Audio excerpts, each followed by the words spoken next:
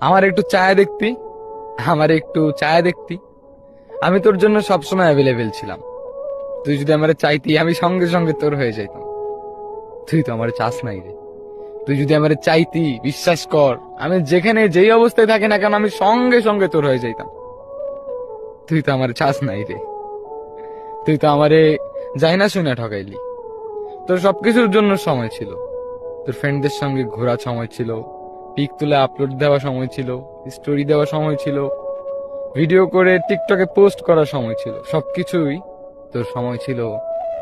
আমার সাথে কথা বলার তোর সময়টা ছিল না। আমি ভ্যাল ভ্যাল করে সবকিছু শেয়ার করে দিতাম তোর সাথে।